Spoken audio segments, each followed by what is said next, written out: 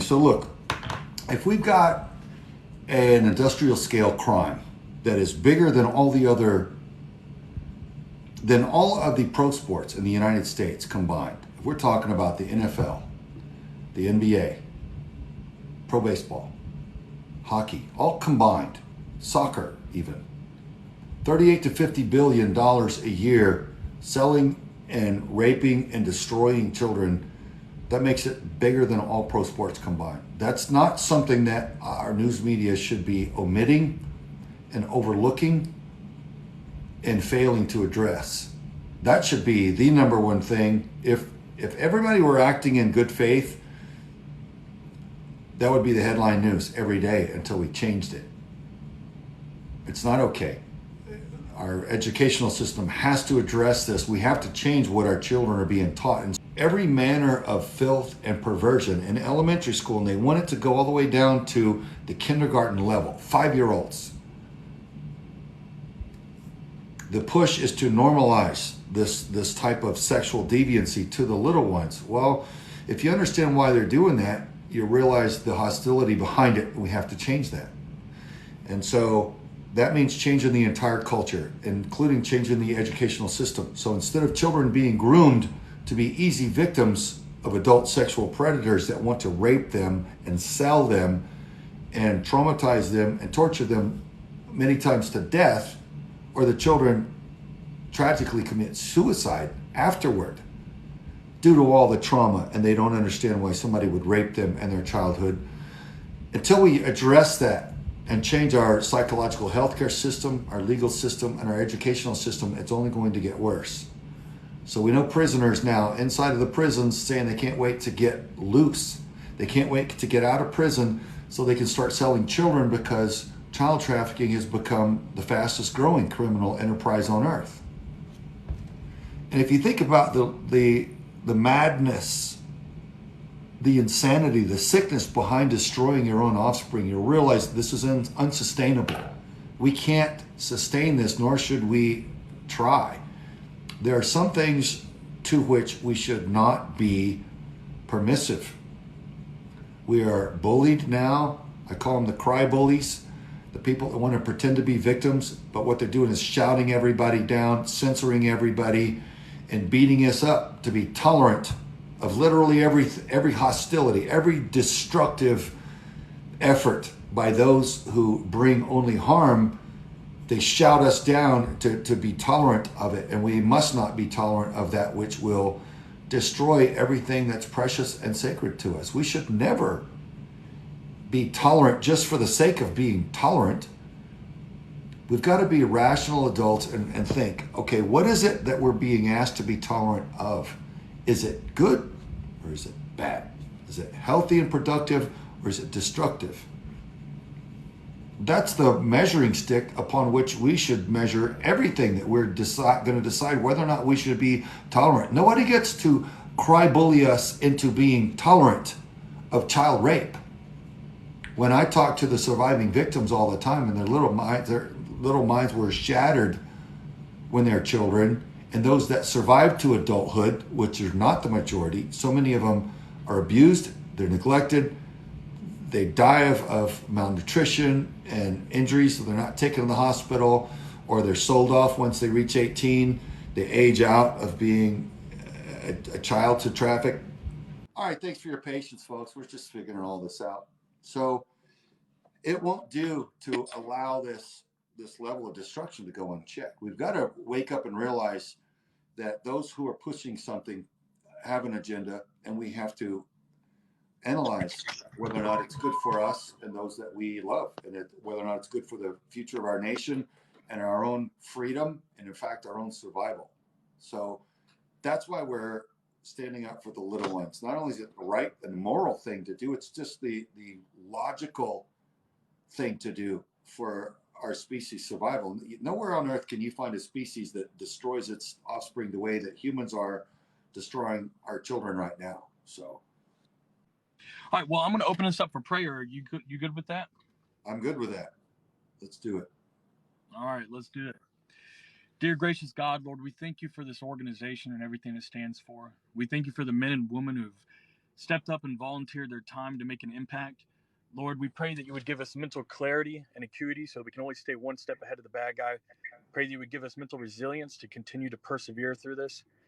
Pray that you would keep our bodies fit and in good shape so we'd always be able to stand up and do what's right, Lord. And lastly, I pray that you would keep a burning desire in our hearts that we could always be willing and eager to do your work and continue to fight for our children. In all Jesus' name we pray. Amen.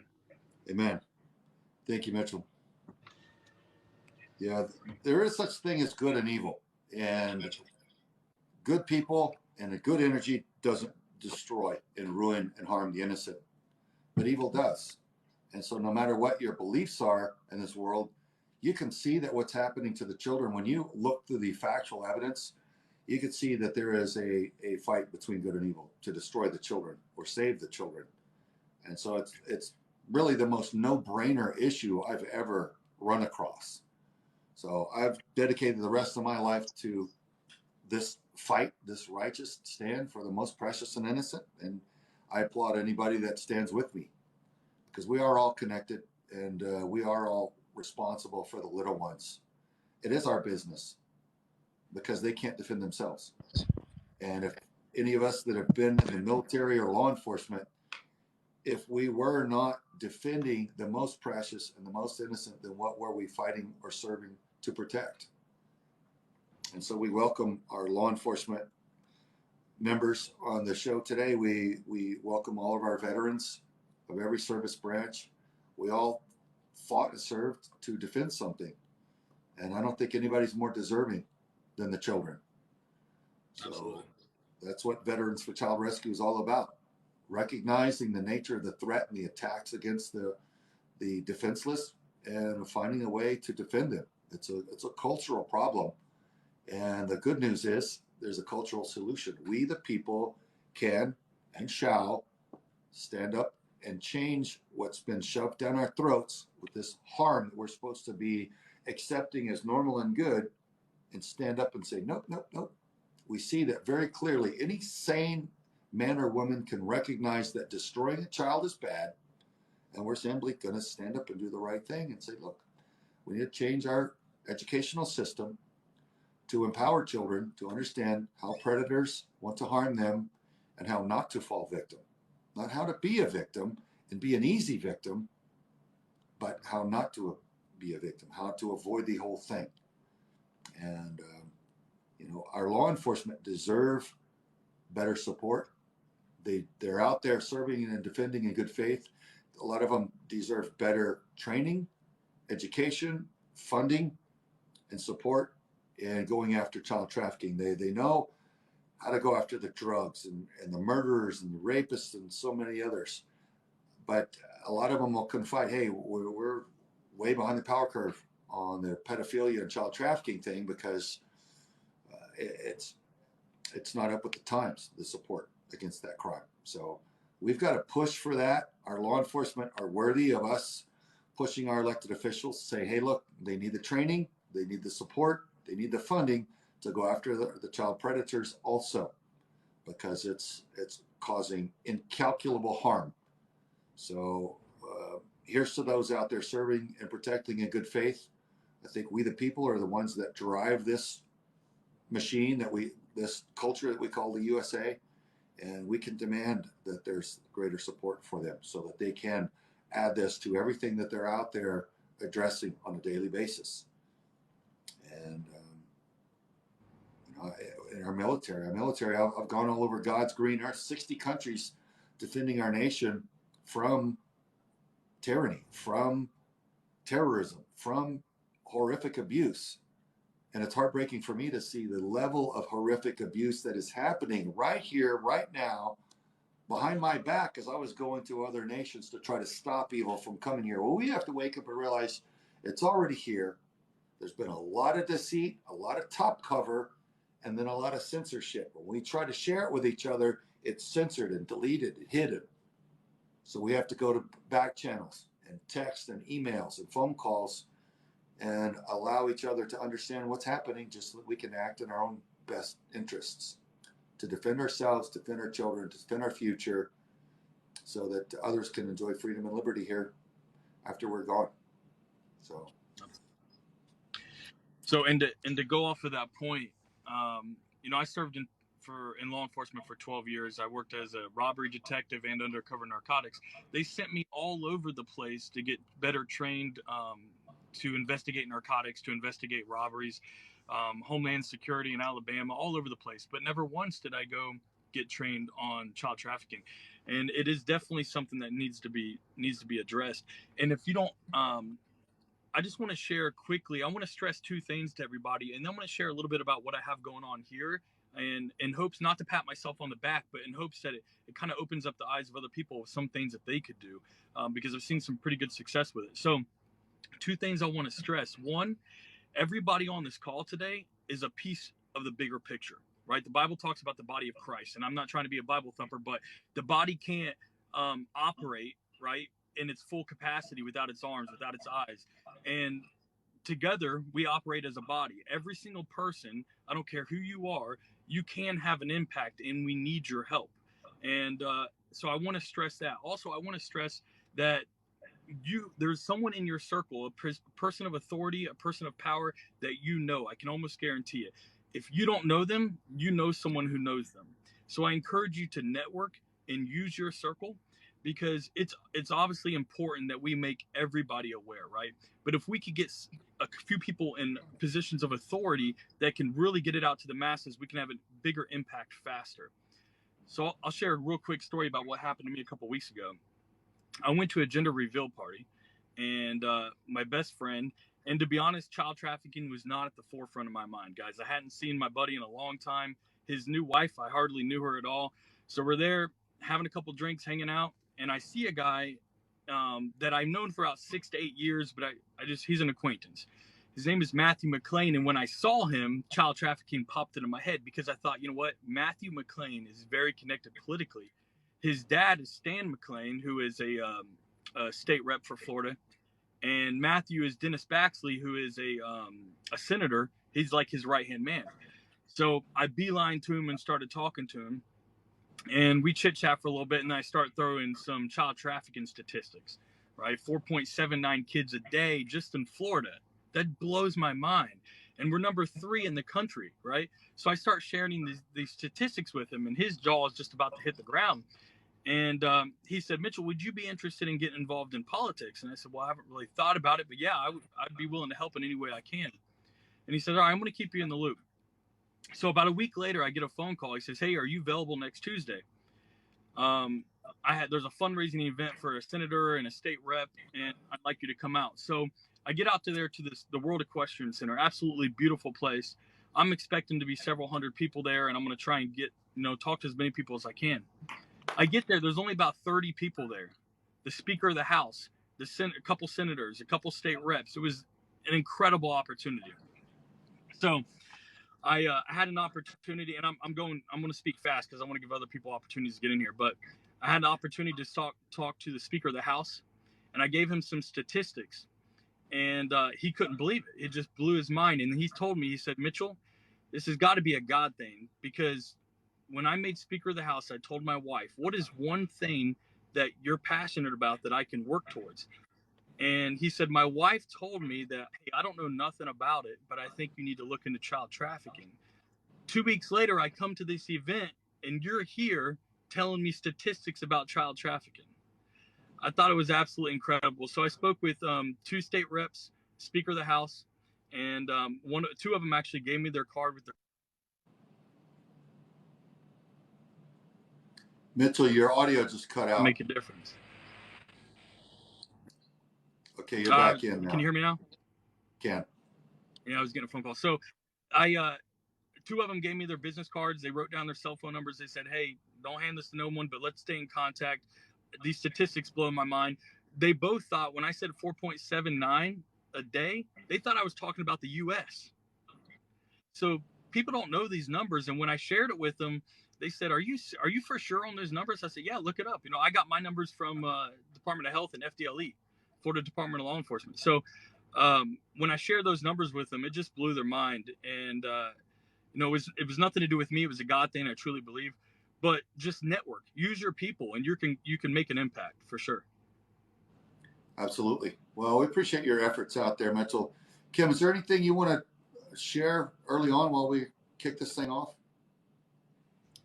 Not specifically. I think what's interesting about what you were just saying, Mitchell, is that those statistics are what's reported. Right, yeah. Meaning they are a wild underestimation of the truth. It is a good touchstone and it's helpful because it helps quantify the issue for people. But most of this is not reported. And that's a big issue that people need to comprehend. It's bad enough to comprehend what they're reporting on, but just know that the issue is much bigger than most people are even aware of. So a big part of V4CR's mission is to raise awareness and alert people to what's going on here. So I'll give you the floor, Salman. I just want to say thank you to everyone for being here and for the hearts and the gifts. And thank you so much for sharing this live with everyone you know. We're going to post the recording on YouTube, so if you can't stay for the whole thing, you can watch the replay on the Veterans for Child Rescue YouTube channel as well. Yeah, we do appreciate everybody logging on because time is precious. And look, knowledge is power, though. Applied knowledge is power. So we're trying to get the word out and inform everybody, inform you in good faith on what's going on and give you the tools to do something about it. So the first place you should stop to look for tools is vetsforchildrescue.org. And you can go to our new simplified version of our website is V4, the number 4, CR, v4cr.org. And there's all kinds of tools there. Kim's done a fantastic job of loading up with tools and steps that you can take to make a difference, including contacting your elected officials and educating your family on how your children are targeted, how they're vulnerable, problematic apps, and all kinds of things. So fantastic wealth of empowerment there, v4cr.org. We were going to have Jack Farmer on to talk about our joint law enforcement operations and things that law enforcement can do. And we appreciate our law enforcement allies because when we reached out to start running joint operations with them, some of them are all about it. We talked to district attorneys and attorney generals and sheriffs and chiefs of police that are like, yes, I'm going to bring it. Let's rack them and stack them. My kids live here, and I want to serve and protect my community in good faith, our county, our district. And others say, oh, yeah, we know that there's a big problem here, but we don't want to run the joint ops because all the arrests, when they hit the media, would look bad for our city. And that's not a good feeling for our politicians who run this town. And so we're just not going to run the operations. And I'm like, wait a minute. Hold it. Right? You're not going to serve and protect on a rampant crime against children for political expediency, for one mayor, for one governor, for one chief of police or sheriff or whomever. I'm like, well, yeah, that's, they want to get reelected. So folks, until we realize that a lot of these people that are supposed to be serving us are either compromised or complicit, and we've got to vote them out of the way and get people in who will serve us in good faith, it's only going to continue to get worse. And let me tell you, when we have globalist billionaires who are able to fund the campaigns of attorney generals, judges, and district attorneys, nothing's going to run right. The crooks are, the big corruption's not ever going to get broken and addressed. So we've got to look at the voting record, the judging record of those who we've elected into these positions and make sure they're serving our communities in good faith. If they're not, we have to get them out. We have to do everything that it takes legally to get them out and get good people in there who will just simply serve their community in good faith. It's just that simple. Doesn't matter which teams or names or colors or any of that. It's moral character, ethical standards, integrity, people that will simply do what they say and do what their job title dictates that they are to do. We have to boil it down to that. And we have to look into the background of the person's behavior. What have their life's actions amounted to? What actions have they taken with their life? Are they a good person or not? Can we count on them or not count on them? We have to get down to that before we put people in office now. It doesn't matter fancy speeches. We've seen some of the worst backstabbing traitors are some of the smoothest talkers with the biggest campaigns and the most fancy everything. I, for one, don't care about fancy anymore. I just care about what works. Somebody's going to serve my family in my county in good faith, in my town. I want honesty. I want straightforward public servants, servant leaders, if you will. And I think once we realize that that's what we're all after, man, we can start rebuilding everything from the ground up and have it make sense again and be sane again and restore power back to the working class, the people that have a dog in the fight here, people that are invested into our nation, into our counties, into their towns, that want things to run right and don't want organized crime syndicates running everything and a mass murder rate and child trafficking going through the roof. So that's a little bit of my soapbox as we get started on this. So with law enforcement, we want to get them the support that they deserve. We love running joint sting ops with them. I founded Veterans for Child Rescue specifically to alert the populace and the way that we're doing right now with this video and many other ways, including our documentary Contraland that's gone out to 90 million households on Daystar Network and is going to go out to a lot more. We've got a television show called Defending Our Children, a radio show that's going to start on Friday, and a podcast that we're going to be doing. So we are in the fight, and we run joint sting operations with federal and local law enforcement, arresting the people that are out there hunting for children to rape. We've gotten 23 of them so far. Every one of them have been convicted. Many of them are still in prison, but a couple of them have already been let out. One of them is an elite pedophile in Utah. He's so wealthy and so connected that even though he came with a pocket full of Viagra, condoms, and lubrication to rape 2 girls, the judge turned around very quickly after they convicted him and put him in prison and let him back out, claiming, well, he's 73, he's not a threat. Well, he's not only is he a threat, he came to rape 2 more girls, and we got 2 phone calls from family members of his thanking us for putting him away, stopping him from raping all of his own downline, all of his own lineage, all of the children that he was supposed to be raising and loving. He was raping. He's back out of prison, raping who knows how many right now because of a judge that let an elite pedophile back out of prison. Very quietly, folks, we can't allow elite pedophiles to have the run of the game board and destroy our children just because they're connected. We need to start asking these judges hard questions on their decisions and holding their feet to the fire to demand good service from these public servants. That's what a judge is. They're granting a public service to us to sit in that seat, and we need people that'll do it right. And that means defending the children, not the rapists who have a little bit of money and some political pull. Well, that won't do. It makes us all sick at our stomachs. So Jack was going to talk about some of the law enforcement coordination and how we do what we do. I'll let him share his. We'll probably link this to another platform or to our website and connect you to some of Jack's content. I don't want to try to speak for him. For those of you that don't know Jack Farmer, if you're familiar with any of the Tom Clancy books or movies, the famous Jack Ryan character was written after a conglomerate of about 3 men, the main one of which was Jack Farmer. So Jack Ryan's real name in the real life is Jack Farmer. He's a friend of mine and blessed to know him. He's a major player in our national security space.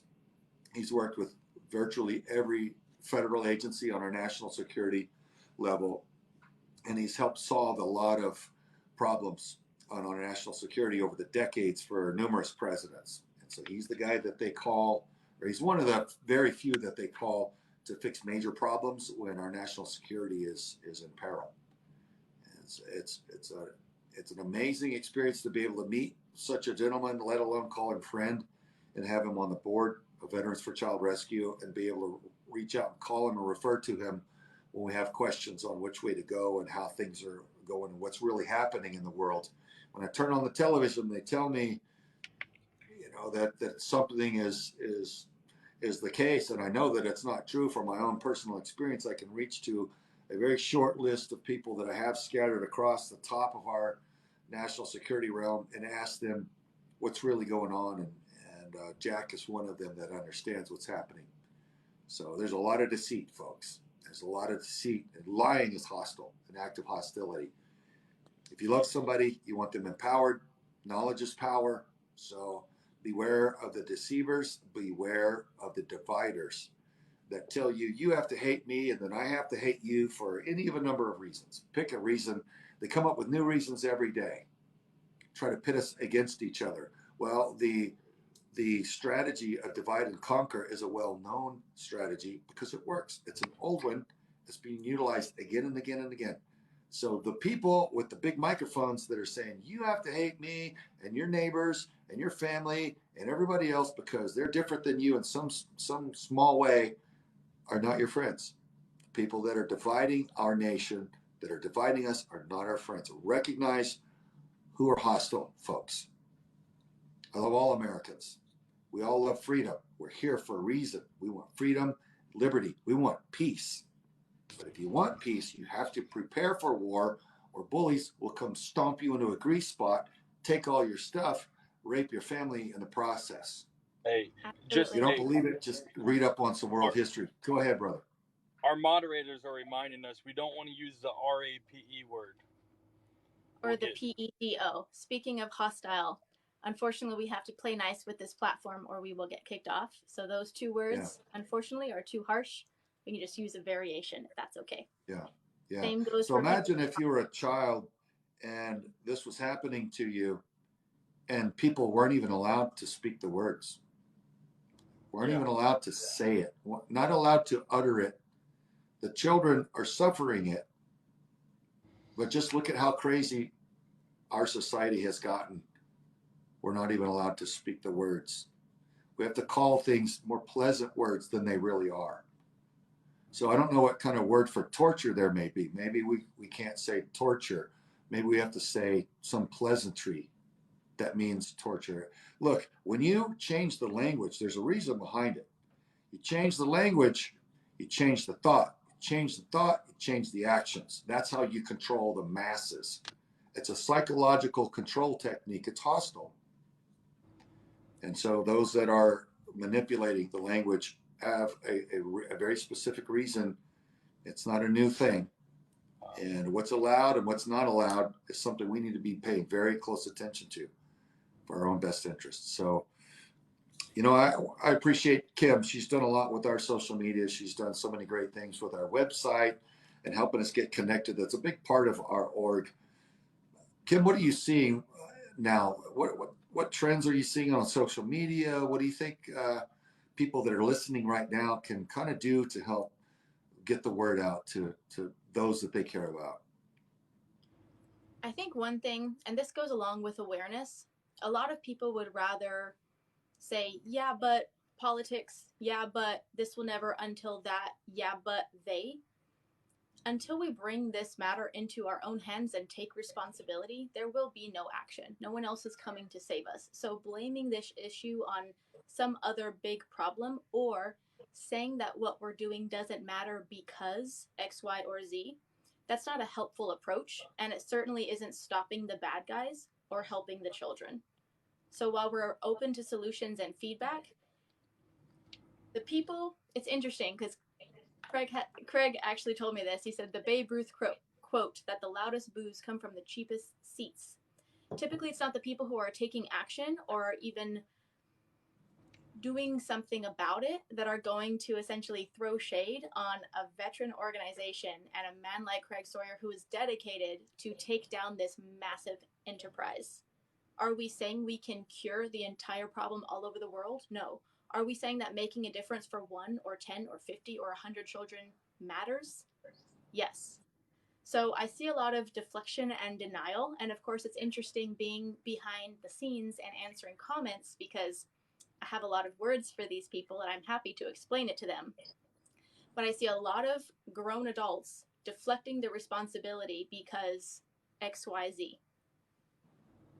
Yeah. Well, good points all, Kim. You know, I keep coming back to moral courage. There are people, and some of them hardened combat veterans, who have run to the sound of machine gun fire rather than away from it. Truly heroic men who will not stand up and speak out against this harm to children, this despicable abuse, for fear that they won't get as many likes on their social media platform, or that somebody won't understand and may call them a name, or won't approve, that they won't get the approval that they're after for their new book or the new podcast. They're not willing to stand up and denounce evil and call it what it is. They're not willing to stand up next to us. And I've seen tiny little old ladies, tiny little girls standing up and demonstrating moral courage to the degree that it inspires me to tears. I'm talking about national heroes like Dr. Judith Reisman, who stood up and dogged science fraud, Alfred Kinsey, for 50 years until the day of her death. She was a champion for children. Folks, if you're not familiar with her, please look up Dr. Judith Reisman, the Reisman Institute. She is a champion for children. If we had 1,000 like her, I think we could eradicate child trafficking in this nation. It doesn't take tanks, planes, and guns. It takes people who stand up and say no more. And it doesn't matter your physical stature. You don't have to be some big bruiser, ex-frogman. You don't have to be law enforcement. But my God, look at all the opportunity that the military and law enforcement have to speak out and to say, hey, look, man, what are we defending if not the kids? Why aren't we allowed to defend the children any better than we are allowed right now? Why aren't we having more tools, more funding, more support, more education, and more backing by our chain of command to go after those who are destroying the children?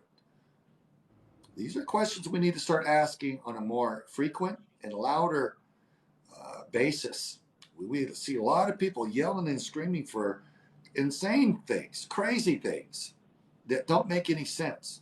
You know, screaming about, you know, men menstruating and being pregnant and all the things that physically can't happen. And we're not looking at what's really happening. So the chaos and the ideological subversion, the demoralization of our culture sets up the destabilization so our nation can be easily taken over by hostiles. And we have to recognize what's behind the entire agenda. So what we're talking about right now is very simple. Rally around the children and defend them.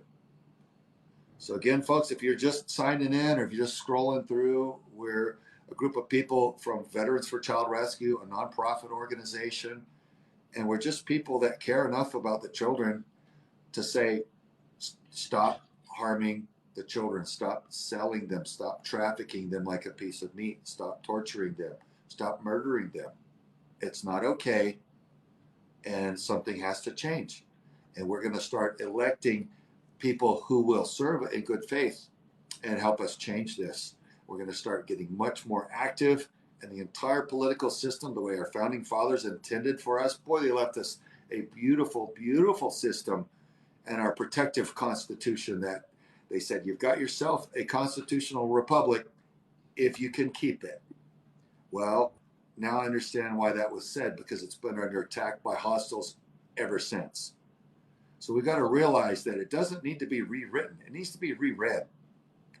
And we need to realize how precious and sacred that document actually is and what it grants us. It grants us the ability to maintain our freedom if we can keep it. So it protects us. We've got to protect it. And that means we've got to get people in there in elected positions that will defend it. Because any elected official position and any position of service in the U.S., the oath that you swear is to that protective constitution. It's not you don't swear an oath to an agency or swear an oath to, the USA. It's to the Constitution. Let's all get back and get clear on that. Let's all start reading it. Carry a pocket Constitution around and start realizing what is in that thing and why it is under such attack. It is beautiful. So whether it's foreign or domestic, those that are attacking that Constitution and trying to tear it down are tearing down your freedoms and mine, your future and mine, your children and your children's children and mine. We are under attack. It's just a phase 5 warfare that we are not all educated on. It's not kinetic. It's not tanks, planes, and guns. Some people are still scanning. Well, where are they? I'll shoot it with my rifle. You're never going to have that opportunity. At least not the way that they have it planned. It's a silent coup there where there's no shots fired. And they, like a boiling a frog, they take your freedoms and liberties one at a time, quietly. And they gobble up everything until you wake up and you're not welcome to do anything. They take everything from you. So right now, it's the war between good and evil over the children. And so we're just standing up saying, look, while we still have the ability to say so, we're going to turn this around. We're going to start swatting people out of the way that are corrupt and hostile. We're going to start ushering people in that are our friends and our brothers and our sisters and enjoy some representation. Okay, if you're going to take my tax dollars and dictate certain things, well, I want it to be in my best interest, my family's best interest. So, Mitchell, what are your thoughts going forward? You've brought some good points. I want to let you speak a little more. Well, just one more thing, and it's kind of been brought up, but just the funding to law enforcement to get the training out there. That's a big thing, I think. We can't rely on law enforcement. Law enforcement's great. Obviously, I'm pro law enforcement. Some of my best friends are all cops. The training's not there, and it's not their fault. It's there's not funding for it. People don't consider it a priority. One of a politician I recently spoke to, I asked him, I said, why isn't this a talking point? Why aren't people running campaigns on this? And I kind of knew the answer in the back of my head. And he said, Mitchell, although I agree with you, it's a very serious issue. It does not affect the masses like taxes do, right? And how disgusting is that? I mean, it just makes your blood boil, but it doesn't affect the masses. People are more worried about gas prices and taxes, which I agree. I understand. I get the frustration, but this affects everybody. And so I think that's the biggest issue. It's hard to get funding for something that people don't feel. Yeah. So we need to get the word out there so people feel it. And on that note, I really appreciate your time. Thank you for letting me jump in the box. I think you have a couple other people that's waiting to get in, so I'm going to jump out unless anyone has any questions for me. But thank you so much for what you're doing, sir. Yeah, man, absolutely. Thank you for jumping on, Mitchell. I want to touch on a couple things that you hit there, and Okay. and that is, now I lost my train of thought. I was going at it. You brought up law enforcement are not trained and they're not fully supported. We've already hit on that. It doesn't affect the masses. Doesn't affect the masses. That's what it was. So look, I want to hit on a couple of ways that it does affect the masses. When we have people in office that are hostile to our best interests, it affects us. Whether or not we have energy independence is a matter of who we've got in office. When somebody on day one writes an executive order and ends our energy independence, that affects us. That affects not only your own personal vehicle, and it costs you twice as much now to fill up at the pump, but every single thing that you have in your home got to you by truck.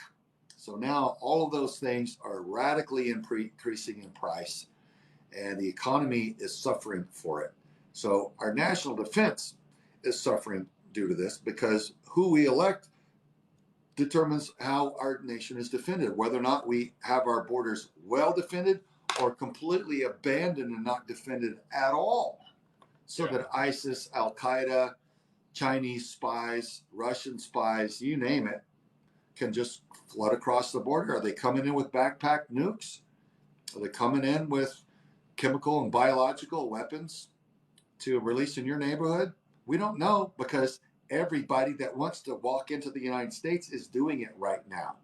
That's a ramification of failing to get people in there that are going to act in our best interest.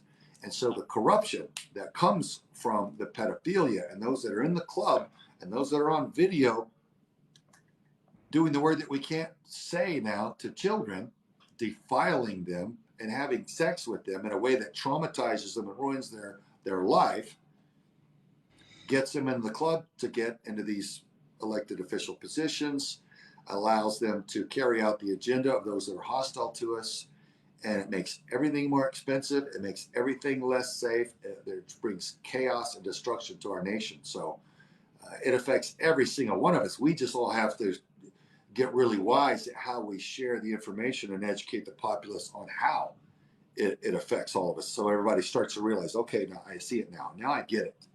So, all right, Mitchell, let me All right, thank you, guys. see if I can bring in the next one. All right. Guys, we have a few people Tyler talking on. about certain different races or ethnicities, or what about specific races? I'll let Craig talk to this, but child trafficking is not specific to a specific race or country or even country of origin. So I'll let Salman talk about that, but this is much bigger than that. Yeah, it's true. Those the elites. About. Yeah, I'm sorry to cut you off, Kim. Go for it. The elites who order children order different flavors, different styles, different ethnicities, different children of different colors and shapes and sizes. So they order children that look every which way, and they have sick names for each of the types of children that they want, and it's just like an ugly horror movie, yet it's real. And so there is no color or group that is safe from this. These people that harm children are very, very sick. It is a dark and wicked thing that they do, and it's not okay. And there is nobody can say that, oh, they're after this type of children or that type of children. No, if they are humans, they are being harmed through this. And it's absolutely diabolical, straight from the pit of hell, folks. There is such a thing as evil, and if you don't know about it, some of you do, but these are ancient gods. Ancient gods, some of them mentioned in the Bible, Baal and Moloch, that dictate to their followers that you're to basically torture your children to death, sacrifice the children to this fake god. It's ugly. And I don't know why anybody could get off on that goat trail thinking that could be in any way a good idea, but maybe some people are just so messed up and they're so desperate. They're just so lost morally in their life. They don't know which way to turn, and they turn toward evil, trying that to see if they can get power, and out of that power maybe security. But I'm here to tell you, man, if you're harming children, the Bible is very clear about what all of our Creator said about it. It's better to have a millstone tied around your neck and thrown into the sea than if you were to defile one of God's most precious and innocent. So I wouldn't want to be on that side. Torturing children is just, harming them in any way is just not okay. So, yes, ma'am, go ahead. Hi, everybody.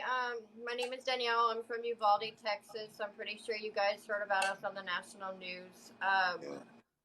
I just want to say thank you for what you do. My brother's currently serving Army, and the tragedy surrounding our children and how innocent they are is disgusting. Like, it's unbelievably nasty. Like what you're talking about, and school shootings, and there's no way to describe the evil that people have in their hearts. And it revolves around a lot of mental health awareness. And in the situation, I know it's not concurrent with what you're talking about, but the law enforcement part that I heard him saying that training is lacking, I'm going to tell you right now, training is lacking in law enforcement. I was law enforcement for 8 years. I served on the border of Eagle Pass in Maverick County, Texas. We were trained by Border Patrol to do certain things, be aware of things. But me as a person being part of a situation growing up where I was, need I say the word damaged, because I don't want to get you guys banned. I sensed when a child was being endangered. I would pointed out to my superiors, there's certain characteristics they would do. You know, that's why I got in law enforcement. Now I'm in the medical field, and it's my duty to report any sort of abuse or anything like that that's going on. You know, so the lack of training that law enforcement has is baffling to me, because, I mean, I guess you have to be in a situation to understand what's going on. And being in that situation as a child, growing up, with my father doing the things he was doing, I kind of sensed it from those children. So, I mean, there's plenty of arrests that have been made because of my intuition. I feel like females in the law enforcement have better intuition than men do when it comes to children. There's always that female intuition that something's going to happen, or something's wrong with that child, the way they shy away from you or the way they are. You know they're being traumatized by something. You know, I think that's true in general. Women on the whole tend to be generally more intuitive than we men. You know, we tend to be kind of the rough bruisers and use force to fix things, where women are more intuitive and trying to figure out behind the scenes what's the nature of what's going on. It just breaks my heart. And we make a great combination together. I'm all for your cause, 100%. Actually, I was the one that was invited in here. I just thought I'd stop in and just say, thank you for what you're doing. You're an advocate for people that can't be advocates for them. Just like me today, I had a patient that is a combat veteran. He was there for pain management, and I had to give him a hug because of the tragedy we suffered here from the children that were murdered. He had to console people, and it took him back, and it flashed him back. And he walked out, and he says, you know what? Thank you for that hug. I needed it. And our veterans are very important to us. I'm fully supportive of my veterans, and I know what they've done for me. I know what we've done for them, and we haven't done really too much for them. You know, they have treated the vets like crap, but they also, like you're referring to the children, people don't know because they're not aware of what's going on. You make an awareness. So I just wanted to say thank you, jump on here and say from Uvalde, you have our support and we appreciate you. Well, thank you for not only your service, but what you're doing now and your support for our Oregon mission, Danielle. You're appreciated here. So, folks, we're from Veterans for Child Rescue, a nonprofit org, simply standing up and trying to do all we can to combat child trafficking, primarily in the USA, alerting the populace to the nature of the threat and combating it every way we can, including running joint operations with federal and local law enforcement, stopping the predators. So I'm going to hop off so I can let the last person come in, but thank you for allowing me to host. Ma'am, thank you very much. Appreciate you, sir. Everybody, thank you for what you're doing. Thank you. Stay safe out there. Hey, Fire Dog, you want to put in your request? Hey, Fire Dog, how you doing, bro? Doing fine. Thanks for joining us.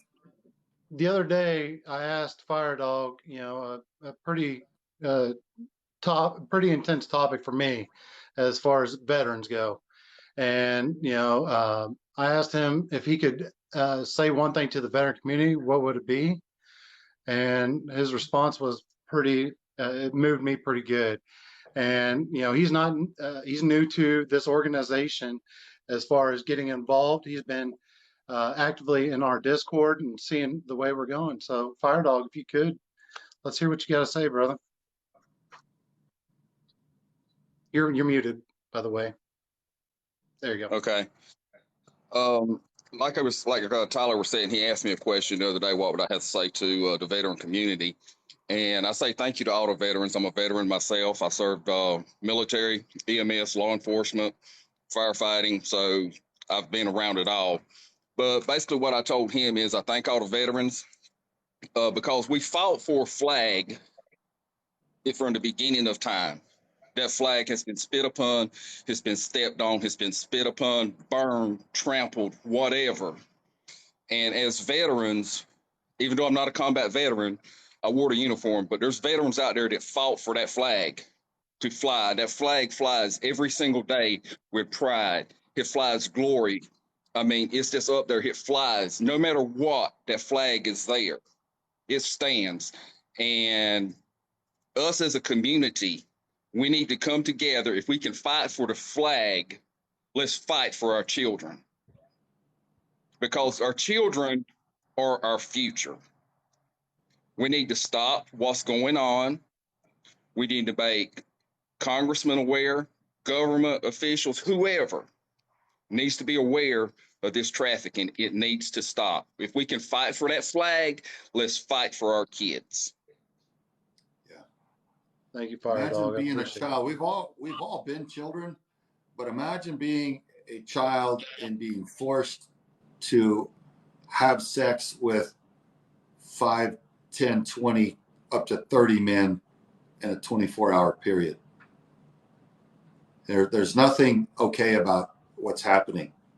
There's nothing okay about it. And it's happening in so many different ways. You got the Crips and the Bloods and the Mexican drug cartels and the elites and the gutter pedophiles. So many people just preying upon children now, just like it's a sport or something.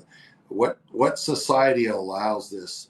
I don't intend to live in one that does. So I applaud everybody who stands up and says no more and stands with us against this. So thank you, sir, for your service. Thanks for joining our podcast and standing with us today. Have you gotten to see Contraland yet? Our documentary film? Yes, sir. I haven't seen it yet. Okay. Yeah, folks, you can watch it. Everybody that's listening, contralandmovie.com.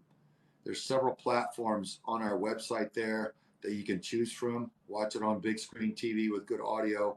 It's a quality documentary film. It's about 90 minutes, actually closer to 100 minutes, I think, if you watch all the credits and what's in there. There's a couple extras in the credits, but it's a good faith documentary film. It's a high quality film educating you on what's really going on. And it will turn your stomach, but you need to know, and you'll be glad that you understand what's happening, because as long as you remain unwitting to what's happened, you can't do anything about it. You can't defend your children effectively from it, and you can't be part of the solution. So the good news is, folks, we all have the opportunity to be heroes, to do something that changes this, to make our country safer for children in the future, for our children and all of our offspring. And that's the good news. And everybody wants to be a hero. Everybody wants to do something that makes a positive impact and leaves the world in a better place than they came. At least most people want to leave a positive legacy. Here's our chance. The need is great. So when there's a time of bad news and there's a lot of horrific abuse, the good news is the need is great and the opportunity is there to make a difference. So let's celebrate that. Let's embrace that. That's what military and law enforcement are geared to do, man. That's why we do those jobs. So there's a huge opportunity right now to defend the defenseless and change this. Again, we've got all the tools that we can think of right now on vetsforchildrescue.org. You can go to v4cr.org and look at all the fantastic tools that Kim set up for you there, how to get involved, how to make a difference, and how to be smart on combating this horrific crime. And everything is in links in our bio. It's even in mine. It's in Vets for Child Rescue, definitely in Child Rescue. So all the links that you need to get all the media stuff is in there. So please utilize that. And we're going to be adding some more stuff to that. I'll get to it here in a little bit, but definitely utilize our links. You know, that's how you can get across to every platform that we got. And there's different information on each one. Yeah, folks, this is a movement. It has to be a movement. We have to all start uniting, and this needs to start going viral. The information needs to go viral behind the scenes. If people are going to censor this on the big platforms and keep it from us, we have to go viral beneath the veil of private messaging, because one man, Alfred Kinsey, was a science fraud in the 1940s and 50s. He was very heavily funded to bring about falsified studies to normalize the notion of men having sex with small children. And I'm here to tell you, all the evidence proves how devastating and destructive it is. and we just must not tolerate it. We have to reverse this. So if one man can start an avalanche of harm and destruction with his falsified studies with the Kinsey Institute, we can start reversing it. So many of us people who are just good and decent Americans can stand up and say, that was wrong, that was bad, that was counterproductive. We are going to turn it around. We're going to do it in an honorable way, but we're going to be aggressive. We're going to get loud, and we're going to do it in a righteous and effective way and turn this around simply for the safety of the children and the survival of our freedom and liberty here in our country. So, yes. v4cr.org. I'm looking at our guests. I don't know this individual. I'd like to get him in a little bit, just at the end, just because I don't know him. He hasn't, I'm unfamiliar with him. But if you hang tight, at the end of our live, we'll bring you in. Kim, do you have anything before we start wrapping this up? Because I'm not seeing any of our assigned guests. So if you got anything to say, you're more than welcome to. And we can start taking questions after that too. Yeah, there's a few questions I'd like to address. This is going back to what I said earlier, and I think maybe Indian Outlaw 45 wants to discuss this. Earlier, people were saying, what about the indigenous? What about the African American? Again, I want to help people understand that we are fighting for children, all children, and that this affects all children, which affects all of us. But ironically, if your perspective is, yeah, but what about that? This issue affects people of color. This affects missing and murdered Indigenous women and children on a huge scale, and I know you're aware of that. So the general populace is not aware that, first of all, that this is happening. They would rather think it's a conspiracy theory because it helps them feel better about not taking action. So our main goal as Veterans for Child Rescue is to raise awareness. All that means is helping people face it and acknowledge it. That's not enough. That's not taking action, but it is step one. Without awareness, people will continue to ignore this, and it will continue growing and continue becoming the largest criminal enterprise in the world. Right now, it's estimated to be the second largest in the world. So to the people who say, yeah, but show me proof, to the people who say, yeah, but what about? We're not here to say that other issues don't matter, but I would like to ask you, what is more important than the children? This is not race. This is not politics. This is not ethnicity. This happens all around the world. We are fighting for the children that this is happening to in our country. Why? Because we should not allow this to be happening in our country. I'm not saying it's okay to happen in third world countries, but I'm saying if we're going to sit back and allow this to happen in the US of A, I'm not sure I would like to live with myself and just turn a blind eye to children who are suffering in our country. So by all means, this is not a political matter. Politics matter, but child trafficking is an issue that affects everything. This is not a racial issue. However, this largely affects children and families of color. So when we're fighting for your children, we are fighting for your children. And I just want you to keep that in mind. Good points, Kim, and very true. Very true. There's nobody that's immune from this. We are literally and genuinely all in this together. And I think there's an agenda to have us not realize that. Keep us divided and at each other's throats and say, what about this group or that group or this group or that group? We are all in this together.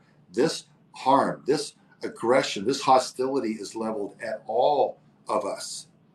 They're targeting and destroying our children, all of us, without regard to any of the ways that we've been divided so masterfully in the last couple decades. So I appreciate your points, Kim, because they are very important to calibrate, to recognize, hey, we are all in this together.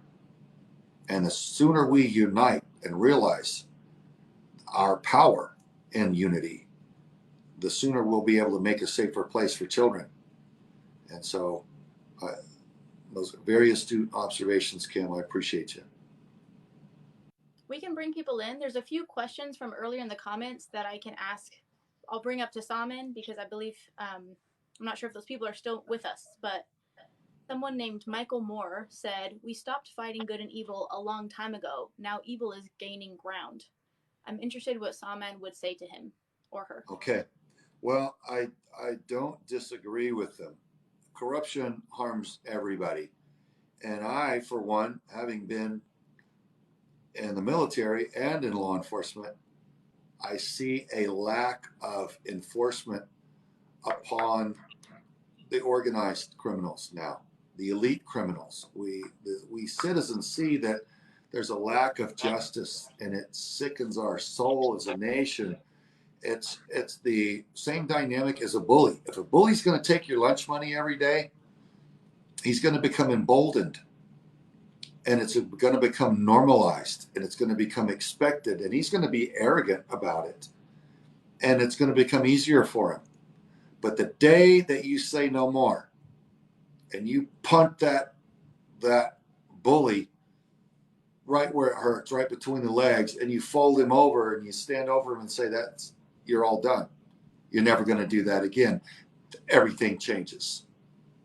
As soon as you take action, everything changes, because bullies like soft and easy targets, and they run from hard targets. So we, the American populace, need to make ourselves harder targets for this type of organized crime and abuse.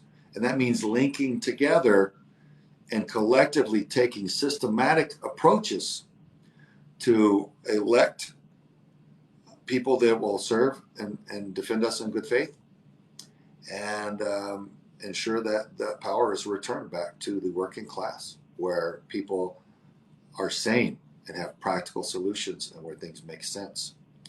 You know, some of these people are often the elite stratosphere, or they're billionaire, multi-billionaires, and trillionaires. They get weird. Look at Howard Hughes, look at Michael Jackson. When people get too much money, they get the people around them in closest circles don't tend to tell them, "Hey, look, bro, you're getting really weird. You know, your fingernails are 9 inches long and curling around and filthy. You might want to trim your fingernails and start taking a bath and stop harming children." And people don't tend to tell them because they want to hang around them to be part of that power and influence. So they get off on this mental, psychological goat trail, and they get just downright creepy weird. Whereas people that work every day for a living, and when they're effective, they get paid, and when they're not effective, they don't get paid, they tend to come up with practical solutions. They're in the real world. They see what works and what doesn't work. They don't have billions pouring in whether they get out of bed or not. So I like the idea of returning to the type of nation, minus the slavery. I've always condemned slavery outright. I reject it, I condemn it. But minus that, the principles that our country was founded upon, I think, are absolutely beautiful. The freedom and liberty that we, the citizens, call the shots. And that's where we need to get back to. So, yeah, that bully dynamic, when you fail to enforce the rules, you get arrogant bullies, and it gets worse for everybody. So I would agree with his point there. Absolutely. On a related note about bullies, user 737, bunch of numbers, says, "How about when the bullies are those who are supposed to protect you?" Yeah, and that's the tragedy of betrayal. And that's what we're seeing now. Betrayal is in vogue on the dark side because it's become so prevalent.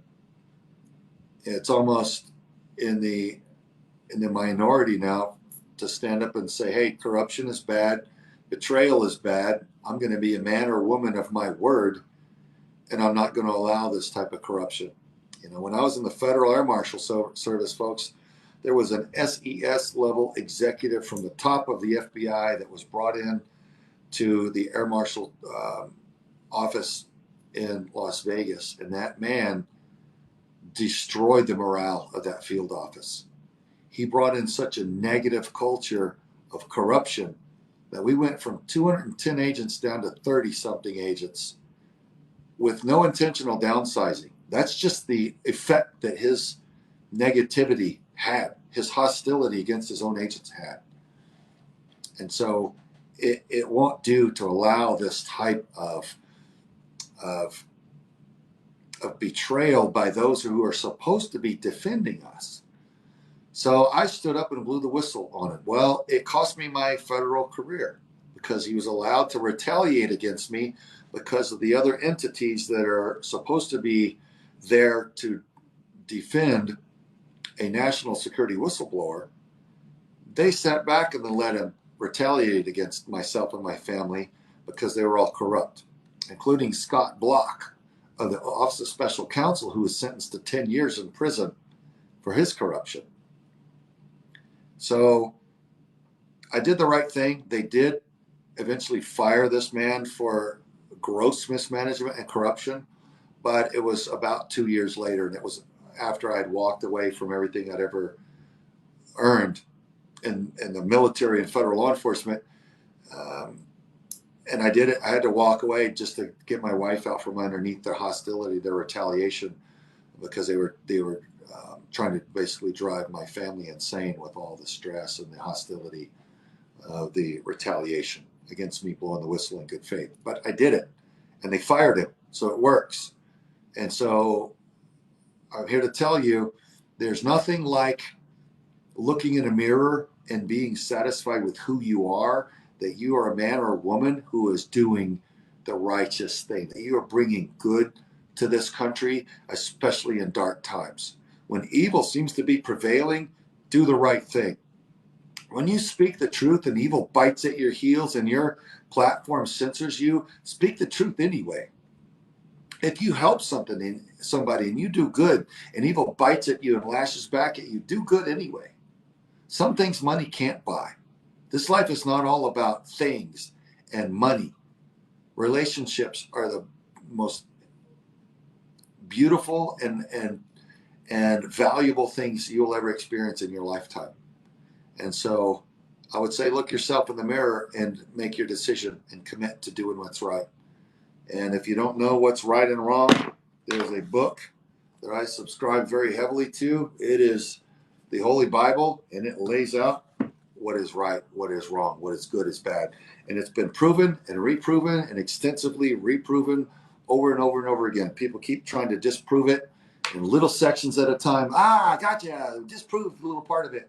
And then an archaeological dig will reveal more evidence and verify the Bible once again. It's just, you're not going to do better. The smartest men that I knew around, including my father, said that, Craig, if you want to be wise, if you understand how this world works and you want wisdom, this is your study guide. This is your, in addition to whatever college courses you take, read the Bible cover to cover and keep reading it for all of your days, and that you will gain more wisdom on who we are as human beings, why we're here, what this life's all about, and what's effective, what's not effective, what to do, what not to do. So that's my blurb on bullies.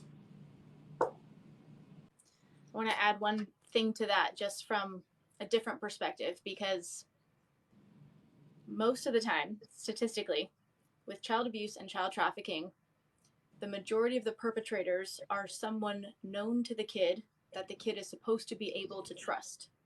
Yep. So when you're a child and you don't have a voice and you don't have a developed brain and you're not able to advocate for yourself, being overtaken by a bully or an abuser is a very disempowering, scary, abusive thing. All of us watching this, though, are adults. We're not in the same position as a voiceless, powerless child. So we have a responsibility to be their voice. And we also have a responsibility to make our country and the environment intolerable of the bullies and the predators that would prey upon the children. So yes, a lot of times the bullies or the predators are the ones who are supposed to protect you. That is why we want everybody to take their power into their own hands. Take your power back. Stop being the victim. Stop saying, yeah, but their problem's too big. Yeah, but the politicians. Yeah, but the... It's not that we disagree with your point of view. It's that is not taking helpful action. Complaining about the issue, saying it's too big, saying it's too scary, blaming it on other people. None of those things are actually helping children. So, by all means, if you're able to provide solutions. If you yourself are taking actions, we support you. If there's not something you can do, you can support an organization who is part of the solution. So veteransforchildrescue.org or v4cr.org. There are 10 action steps you can take tonight within a few minutes to be part of the solution. Talk is cheap, but first step is awareness. Second step is take action. Yes, ma'am. Well put. You're here for a reason. You articulate things much better than I do. My heart's in it. I'm wired to go crush the bad guys. That's my contribution.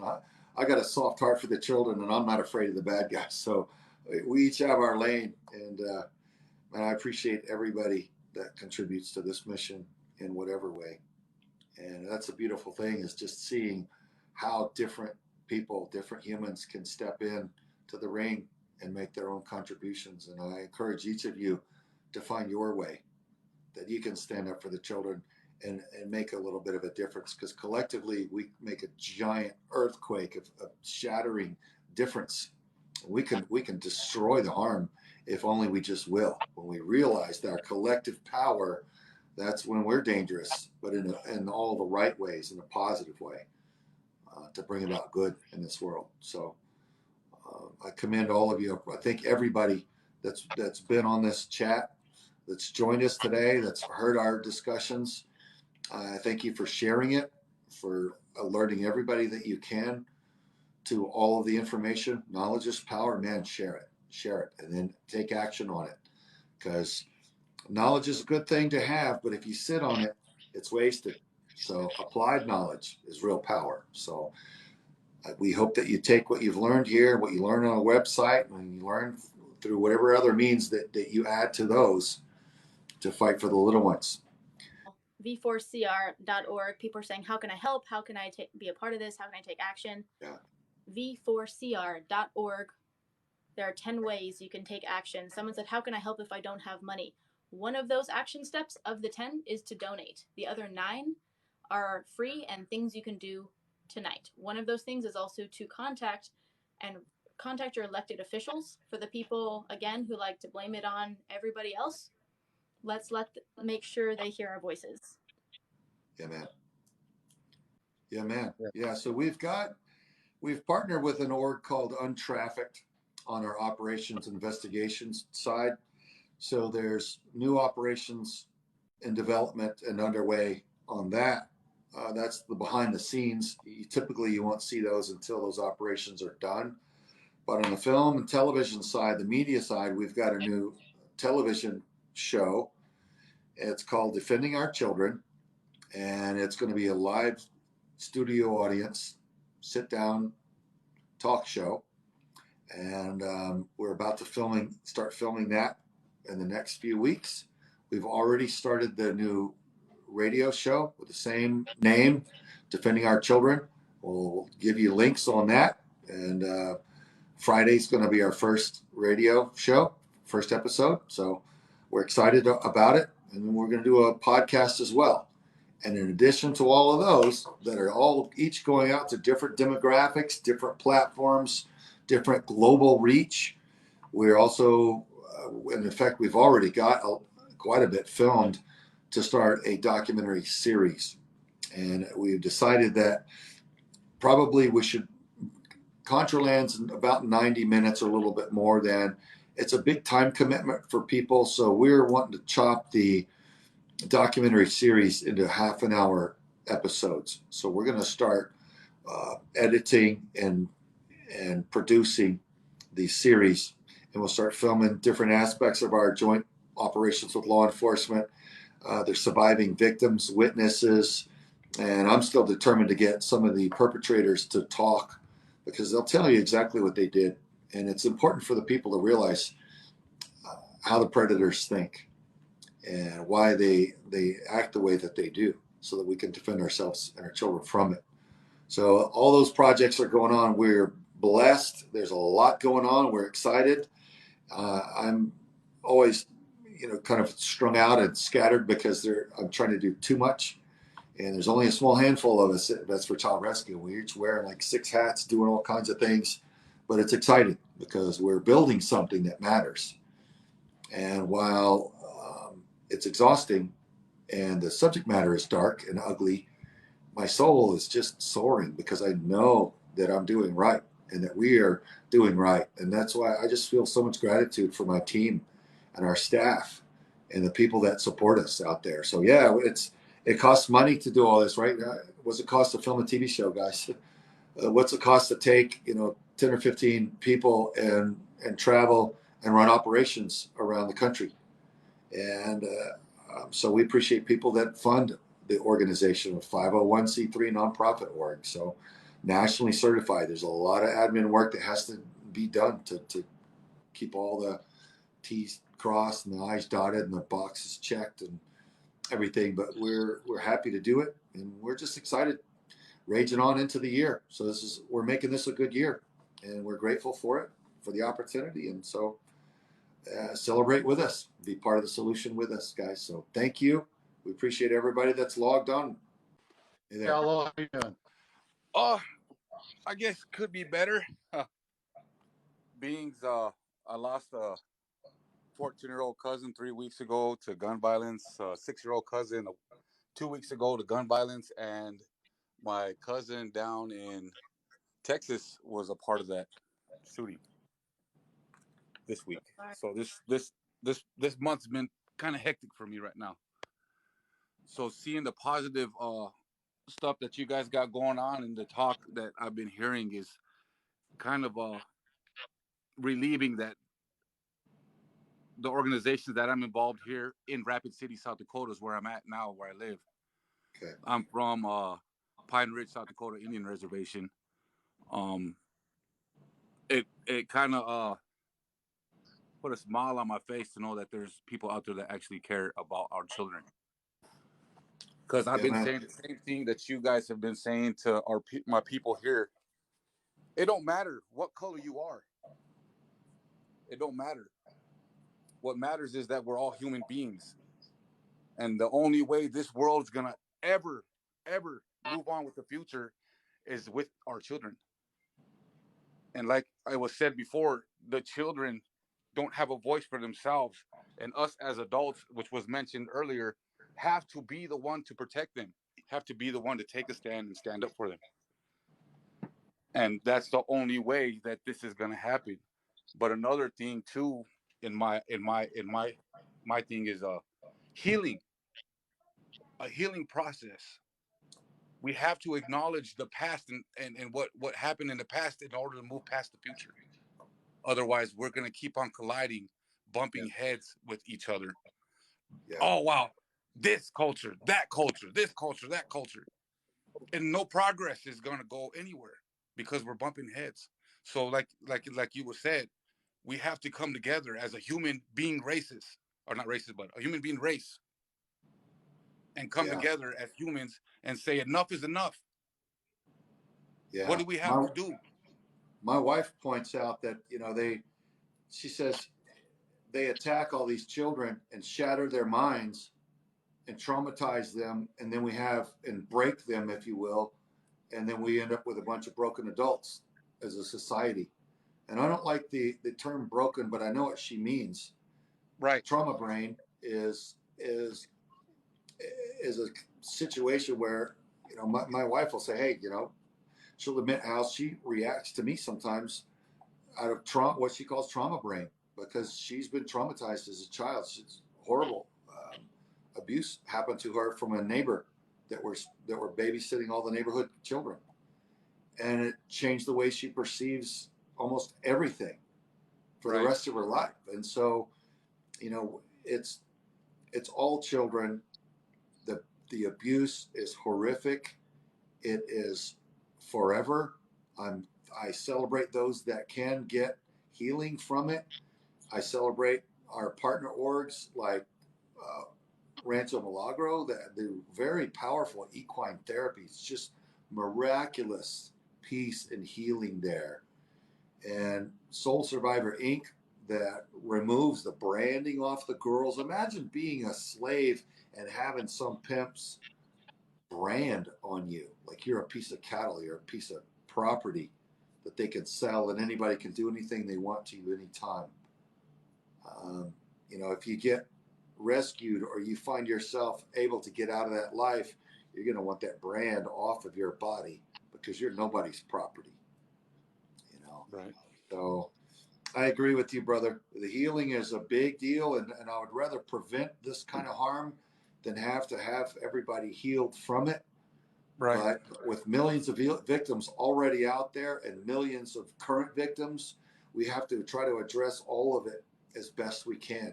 The prevention, the reduction, and then the recovery. So we're attacking all fronts with Vets for Child Rescue. So we appreciate everybody standing with us. And I celebrate the unity that this cause brings and the awakening, the recognition that they are dividing and conquering us very specifically. And the more we allow ourselves to be divided and turn against each other, the weaker we are and the more freedom and liberty we all give up.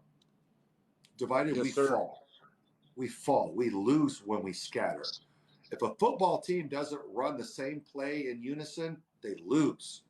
If an army scatters and everybody tries to fight individually with no game plan, they lose.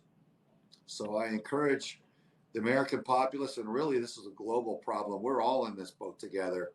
I encourage people to look at the true nature of it, the hostility, and recognize that we citizens are the ones that have to lock arms and unite for their children because they cannot defend themselves. And what's happening is evil and is horrific. It's not okay. We have the opportunity to do something, so let's set about doing it.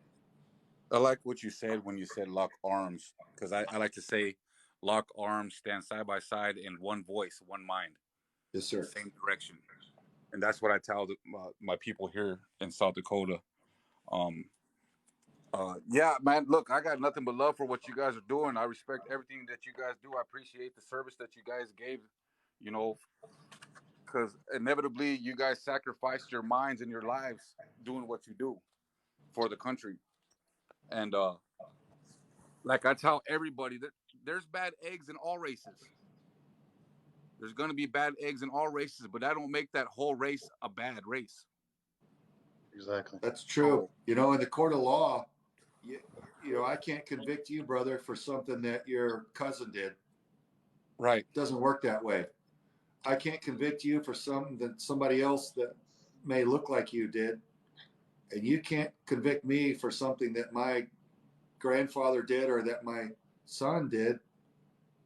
It's got to be my action. It's got to be your action that is brought to account. And I think as a populace, we need to realize that evil can manifest itself through the heart of any man or woman, and so can good. And so we are individuals, and we need to judge each other upon the content of our character. And how do we judge the content of character? Actions. Actions speak louder than words. Oh, yeah. You can watch a man or woman live their life, and you can decipher by the actions that they've always decided to take what their values are. And so that's how we have to look at each other, not how somebody else tells you to judge an entire group of people. That's counterproductive. It's not accurate, and it's not fair, and it's counterproductive to all of our best interests. So the more we start realizing, no matter what party or group or any sort of category it is, it's the individual and their action that we really need to be paying attention to. Right. And another thing before I get off, and man, like the people on ground zero, you, me, the average Joe, the worker, the ones that actually build the United States with our bare hands. I'm a concrete worker. I've done it for 25 years. I built many bridges and many roads. Inevitably, we're the ones that are hurting for this situation. You know what I mean? We need to have a voice, and what you guys are doing now, and the stuff that we're doing here in Rapid City, is there's a lot of more people coming forward because they're actually seeing that, hey, somebody's going to actually stick up for us if we voice what happened or what's going on to us. So you're giving them a foundation to stand on. And what better way to build a house is having a strong foundation. Yeah, man. It could start out with just one person, and one person can make a change. And that one person, just like I put in my comment, that one rock can make a big wave. And what you're doing right now is you're about to make a big wave. And people are going to stand behind you. And I can tell you now, from my standpoint of view, here in Rapid City, the people here, we stand behind you. And I can say that brother. meaningful because I have a lot of organizations that stand behind me because I like to voice my opinion, and I don't back down from anything. I'm the same way you guys are. So, I mean, it is what it is. If it comes to what it is, I'll put my life on the line for my kids, and I got 9 of them, 5 in Texas and 4 here. Woo. And not just my kids, any kid. So, yeah. I don't like that bull crap what's going on, and I appreciate everything you guys do, and I appreciate you guys letting me come onto this live. I'm not hip to the internet. I'm not hip to I'm just barely getting to the TikTok thing, so I don't even know how to turn my damn camera on. Otherwise, I would.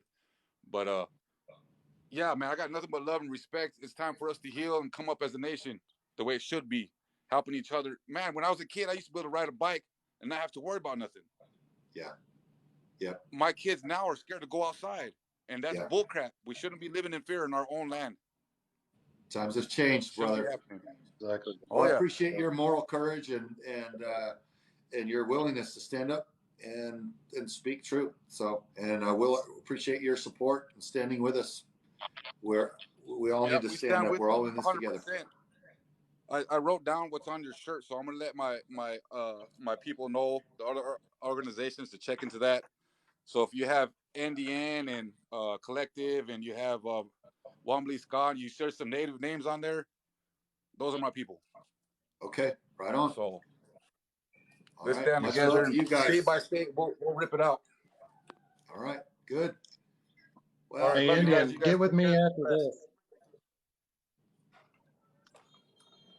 Me? Yeah, get with Tyler. Yeah, get with me after this. I'd love to talk to you, brother. How do you do that? I added you, so once you get out of here, you just add me back, and we can talk that way. Okay. All right. I'll get with you. Sounds good. All right, brother. I appreciate it, man. Thanks for coming in here. Thank you. You guys stay blessed. Be safe. You too.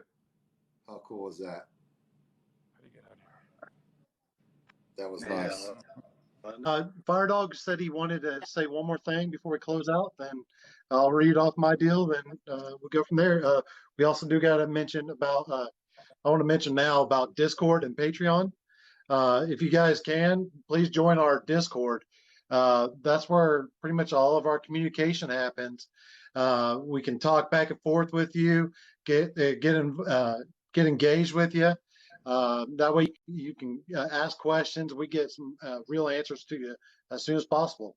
It's all volunteer-based run, so we help ourselves. So it's our family, it's our world. So let's grow this and see what we can make of it. So thank you. And also Patreon is something that we're also releasing soon. It is available now, and you'll be able to find it in the links right after this deal. So appreciate that. Fire Dog, you want to go ahead? Okay.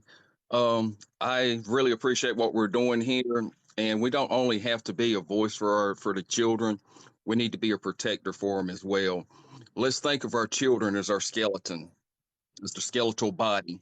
Our skin protects the skeleton. It protects the vital organs. We've got to be the skin for those kids. We've got to be the skin for them. We've got to protect them. And when you were talking about bullies earlier, bullies a lot of times are being bullied in their home. It's the way they're raised. And that's the way a lot of this stuff starts. And until we as parents take a stand, change is not going to take place, but boots on the ground can make a change. One person, if everybody on this app would do one kind act and save one child a day, we would not have to be doing what we're doing now. But we need to step up. We need to be the adults that we are. We need to be the children of God that we are designed and called to be. and protect the small ones, because the closest thing to God is a child, and we need to protect them. The child comes into this world. He doesn't know anything. He doesn't know sin. He doesn't know anything. They grow and they learn it. Parents are teaching their kids how to do this. We've got to stop it. And the way to stop it is, like you said, you held it in your hand a while ago. If you would hold it up one more time, it's called the book.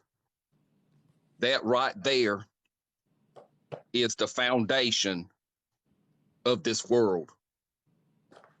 Don't matter what language you read it in, don't matter how you decipher it, or however.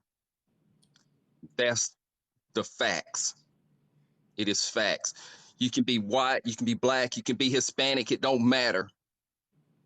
You cut me, you cut yourself, we all gonna bleed the same. Yeah. You know, my father was 5 years old when his father was beating him to death. And his mother had to shoot his father off of him. She shot his father off of him with a shotgun. My grandparents. The police arrived and they looked at how badly beaten my father was, and they looked at my grandmother with the shotgun, and they looked at my grandfather on the floor, and they said, obvious gun cleaning accident. And they took my grandfather to the hospital, and he lived just long enough to exonerate my grandmother and say, it's not her fault. She did no wrong. And so my father, I tell this story because what a horrific start to life. And so many abusers perpetuate the abuse that was done to them. But my father, luckily, he had a loving mother, and he made himself into the most honorable, most respectable man I've ever known. And it's through this book right here. He read the Holy Bible. He watched his mother live her life, and he forged himself the way that you hammer a sword into a high quality tool. He forged himself into a better man for the rest of his days. And he was a loving father and a very powerful spiritual leader and pastor of a church. And I watched that man change the lives of countless thousands of people all around the world. He went on missions, missionary trips. He went into the prisons. He went into the WIN unit of Huntsville State Prison for over 30 years, ministering to the prisoners there. He went into the halfway houses and churches all over the country and people's homes and ministered and changed lives. And man, I used to go with him once in a while to the hospitals, and it's just, he had a gift and he gave it freely. So instead of perpetuating the harm that was done to him, he changed, and he was strong enough to break the chain of abuse. So I encourage everybody to kind of ponder that and examine that and realize just because you're abused doesn't mean you get to or you should abuse others. It's better. You will feel better when you look in the mirror, and your soul will be better if you break that chain and just do good with the rest of your days. Leave the children alone. So that's my blurb on that to back you up. So. Absolutely. We have some questions, a few questions about rehabilitation and healing for survivors after they're rescued. So we mentioned Rancho Milagro in the comments, but if you can just speak to that, Salman. Go ahead, Siler. Hey, Kim. Yes. Yeah, can I jump in? I'm at 3% and I'm about to die on y'all. So do you mind if I read my stuff real quick so that way it's copied in there? That way I can hop out of here. Okay. Sorry about this, y'all. Up until about 2 months ago, Vets for Child Rescue didn't know about the community and inside TikTok. We want to thank you all for coming here. Here are some special mentions of the week. Dr. Google and the TikTok swimmers in the UK helped us along with so many others. Like there were so many people that helped us grow that third account up for Jack. So I do appreciate all that. Rich Guy for the morning announcement. I want to thank all of our new mod leads inside of Discord and TikTok. Mandy Mayfly 67 TikTok video comments. This is what she handles, and this is where we need help at right now. So if you guys want to get in our comments and help us out there, we would really appreciate that. NFT Smurf, she runs the Discord for us. Hellbent, she handles the live comments. So all the comments in here, her and her team are managing our comments and making sure that we rule right. Um, and there's also a newly established person, but we're going to wait on that one. Yeah. All the current new volunteers we have all gained over the last few weeks. Thank you.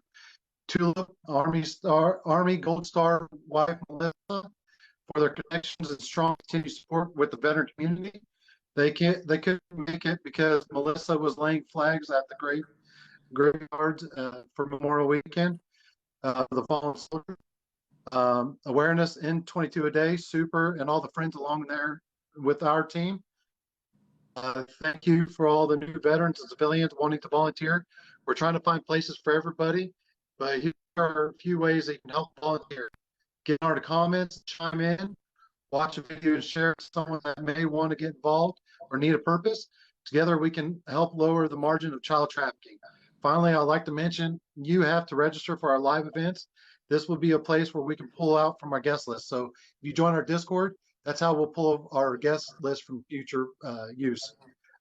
So I want to thank everybody again, and I hope you all have a terrific and safe weekend.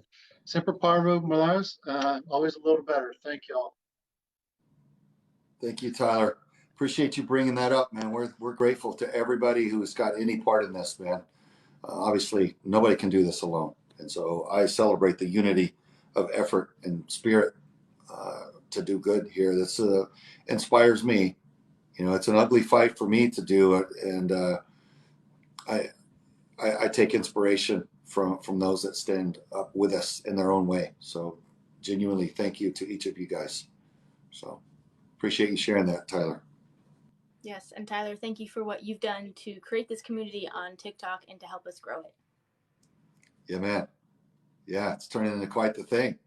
I was never even familiar with TikTok and not even inclined to try. You know, I feel like I had enough, but all the other platforms. But Tyler, here comes Tyler. Hey, look, man, we're rounding some good people up on TikTok. I'm like, on TikTok, really? And he's like, yeah. I'm like, okay, let's do it. Let's meet people. And it's been great. The reach has been tremendous. So you've done a great thing, brother.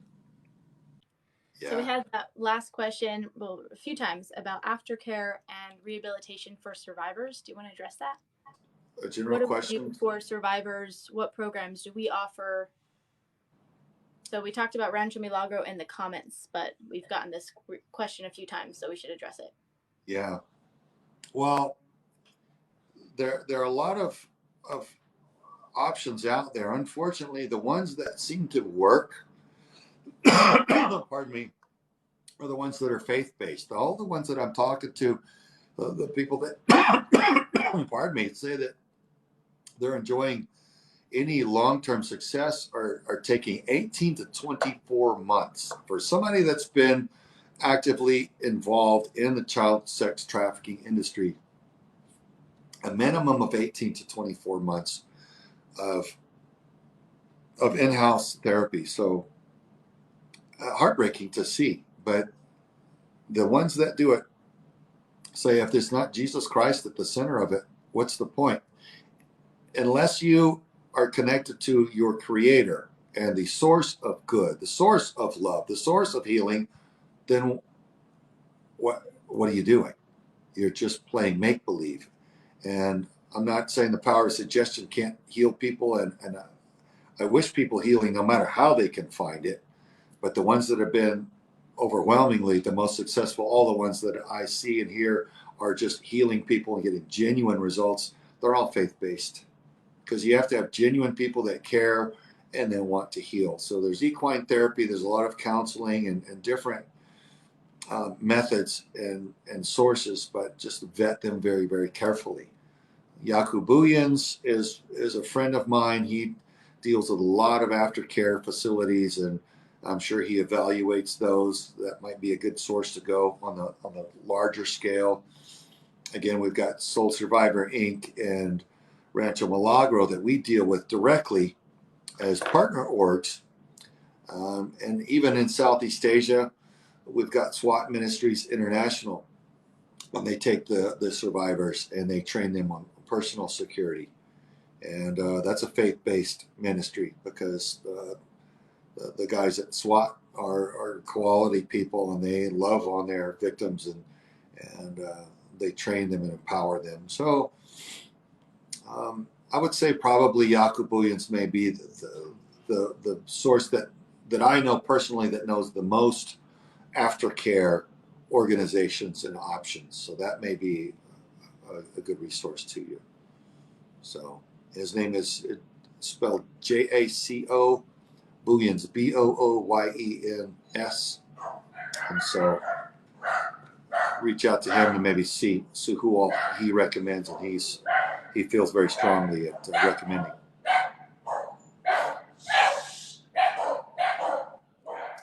So, well, I think it's good. Forrest wanted to make sure we mentioned the radio show again.